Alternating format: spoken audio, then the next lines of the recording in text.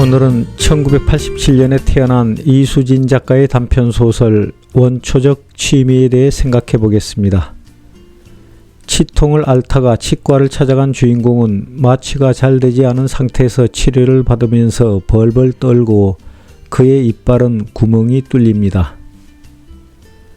다시 치과를 찾았을 때 나는 그저 겁에 질려 있었다.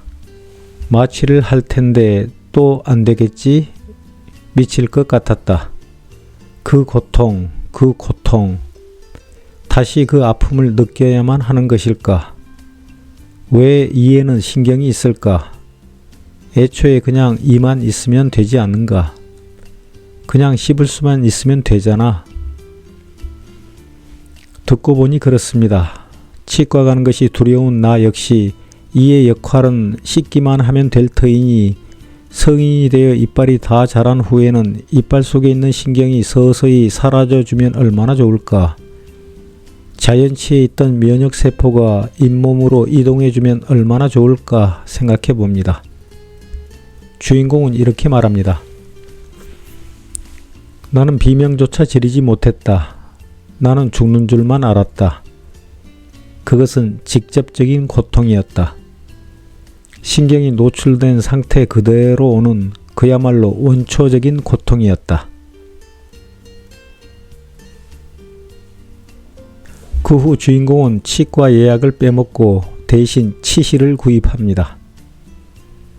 나는 새로운 즐거움을 깨달아가고 있었다. 컴퓨터 앞에 앉아 치실질에 빠져 잇몸의 짜릿함과 얼얼함을 즐기게 된 것이다.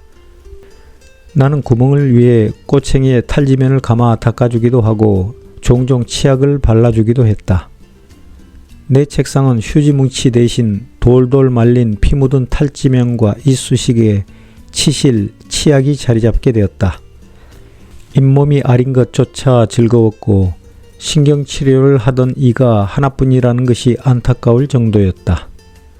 그곳은 나만을 위한 나의 소중한 구멍이었다.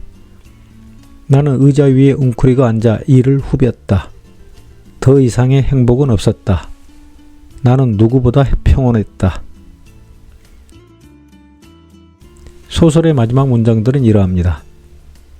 여러분, 충치가 있다면 신경치료를 받고 방치하라. 그리고 그 구멍을 후벼보아라. 여러분도 새로운 장르의 취미를 발견하게 될 것이고 당신들의 쾌감의 지평은 넓어질 것이다. 소설 속 주인공 사내는 이빨에 뚫린 구멍에서 여자의 음부를 상상합니다. 이빨의 구멍을 후비는 쾌감에서 여자의 음부를 후비는 쾌감을 느낍니다. 그 두 개의 구멍은 완전히 다름에도 불구하고 동일시합니다. 이것을 나는 성욕에 대한 불안정한 애착이라고 생각합니다. 어디 성욕뿐이겠습니까? 사람들은 어떤 것에 대해 안정적이지 못한 애착을 가지고 있을 때 전혀 다른 대상을 동일시하는 착각 내지는 정신착란에 빠집니다. 이 소설 속에 이런 대목이 나옵니다. 아버지가 집을 나간 후 어머니는 나를 때리기 시작했다. 잘 키우기 위해서라고 말했고 장남인 나는 사소한 이유로 자주 매를 맞았다. 기다란 장대나 옷걸이로 나를 때린 후 어머니는 곧 나를 안고 우셨다. 나는 아버지를 닮았기 때문에 아버지처럼 되지 않기 위해서 맞았다. 아버지와 아들은 완전히 다른 존재입니다. 하지만 어머니는 그 둘을 동일시합니다. 아버지가 미워 아들을 때리고 아버지를 생각하며 아들을 안고 우웁니다. 이것은 아버지에 대한 불안정한 애착 때문에 생기는 정신착란일 것입니다.